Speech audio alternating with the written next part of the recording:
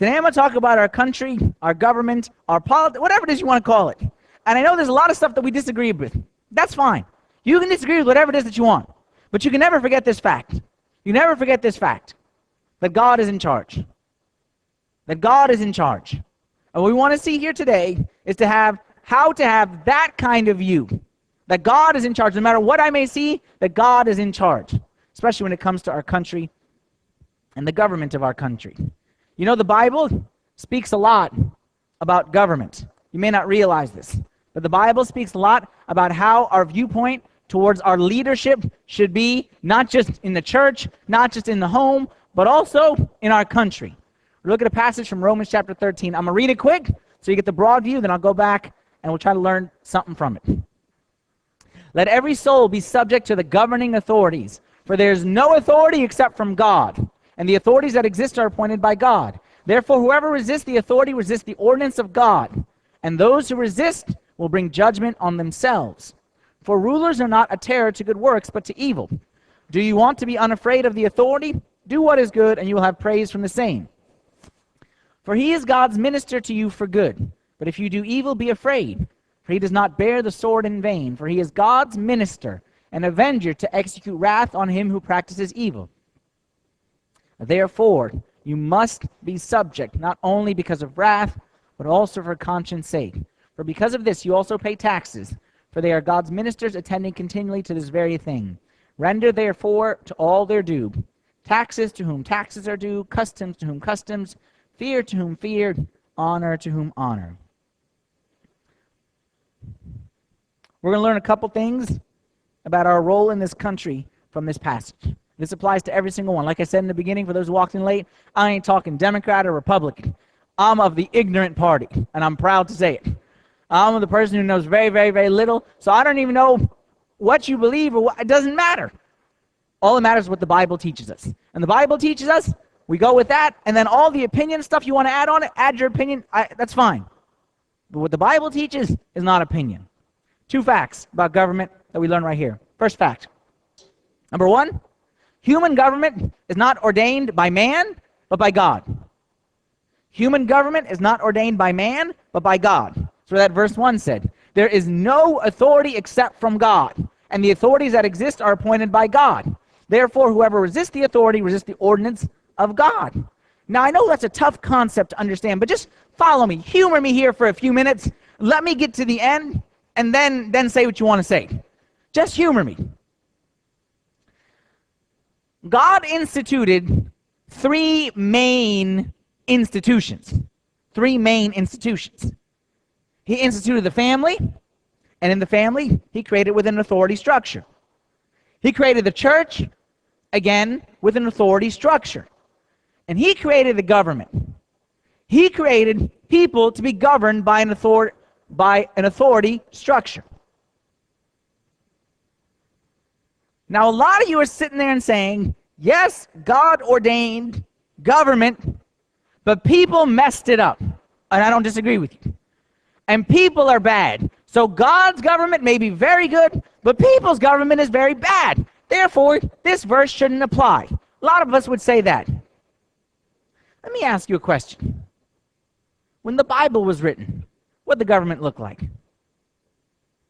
When Jesus was alive, and he said, render unto Caesar what is Caesar's, was the government a good Christian government? Was it a good God-fearing government? St. Paul, when he wrote these words, what was the government like? What was the government like? Everyone needs to know this. You don't need to listen to me. The government was wicked. They're the ones who crucified Christ. They were pagan. They were heathen. They didn't care nothing about God, nothing about morality. They didn't care about nothing. They treated Christians different than they treated Jews, okay, who were the children of God, different than they treated Romans. There was nothing good and redeeming about the government. But that doesn't make the sentence any less valid, because the sentence doesn't say, look at the government, make a determination about the goodness or badness of the government, and then decide whether to obey or not obey. Parents, we teach this to our kids, right? Like, I'm sorry to say, it comes back to bite us sometime. Kids, you honor and obey your parents. Don't tell me he's a good dad or a bad dad or a good mom or a bad mom. Obviously, we obey in the Lord. I'm not saying we obey when they ask us to commit sin. I'm not saying that. But I can look and say, that father is better than this father. Therefore, his kids are exempt from obeying him. Don't we teach our kids that they honor us and they respect us and they obey us, even if they don't understand? Like I said, I'm not saying we commit sin in obedience. I'm not saying that. That would go against what the Lord said in Matthew 22. He makes it clear. The things that are Caesar's, give to Caesar. Things that are God, to God. So the law of God is by far the overriding, the most important thing.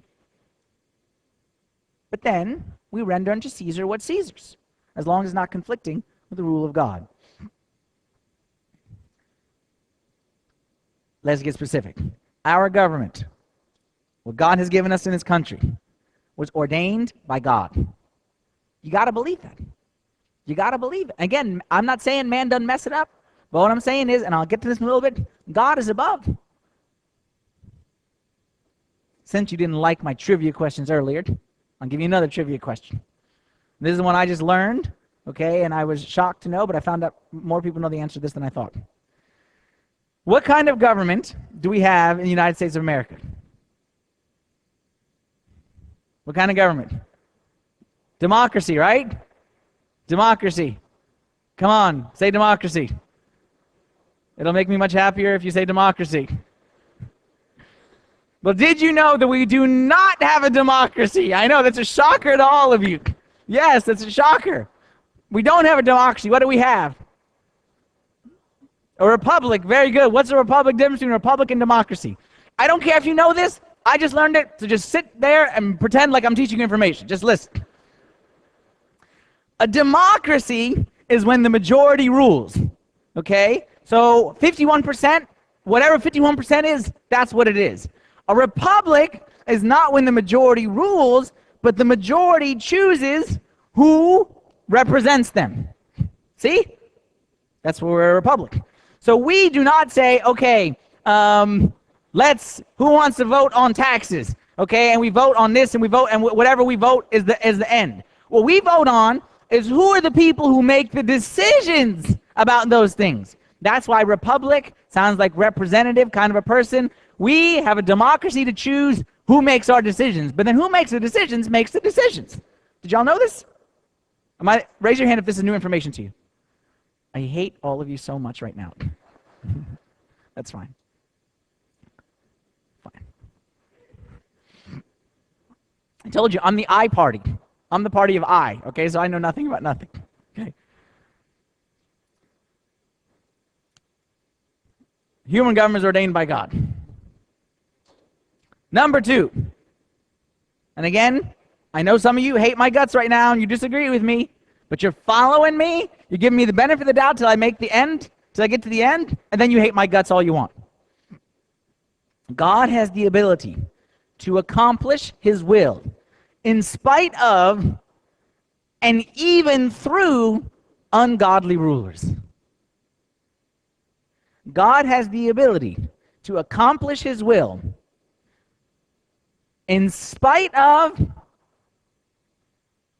and even through an ungodly, I don't even say a godless ruler. Can I even think of an example from the Bible where there was a very ungodly, a person who had nothing to do with God, a wicked person, and God used them, and God said, I have raised you up, and I'm using you to accomplish my will. Any examples? Anyone? Who? Anyone? There's 2 very clear examples, both Old Testament. One, who? Saul? No, because Saul started off as God, like Saul was okay. Okay? The first one has one of the most difficult names in the Bible from the Old Testament. Begins with an N. Nebuchadnezzar. Nebuchadnezzar was good guy or bad guy? Bad. Bad, bad, bad, bad, bad. He was more bad than the baddest, worst person ever. He was bad. Not like Michael Jackson bad, like bad. He was wicked. He was cruel. The Bible says in Daniel chapter 2, verse 20. said, "Blessed be the name of God forever and ever, for wisdom and might are his, and he changes the times and seasons. He removes kings and raises up kings." This is said during the reign of Nebuchadnezzar. Daniel was saying that as God raised him, we know in the end of the story that God lowered him, but God raised him. Who is the other most wicked person in the Bible? Pharaoh. Very good. From our beloved land of Egypt. Pharaoh says about Pharaoh. This is Romans 9, but it's referencing Exodus 9. Okay, so even though it's in the New Testament, it's talking about Old Testament Pharaoh. It says, the scripture says to Pharaoh, "For this very purpose I have raised you up, that I may show my power in you, and that my name may be declared in all the earth." It doesn't get any more clear than that. Who raised up Pharaoh? Who raised up Pharaoh? God. God says, "I raised you up. I put you in this position." Why would God do something like that? Well, first of all, we know there's a lot of stuff that God does that we don't understand. So we're not going to be dumb and sit here and think we can understand everything that God does. When God does it, it makes sense because God is much more intelligent than me and you. And God didn't have to explain himself to me and you. But even with Pharaoh, we can kind of see that God used Pharaoh to show his might to his people. Because had they not been under such a wicked ruler, they would not have known how mighty their God is. And to this day, we still learn lessons, at least I hope you learn lessons, that you take comfort when you read the Old Testament and you see how strong God is with Pharaoh, that you know that there is nothing that our God can't do.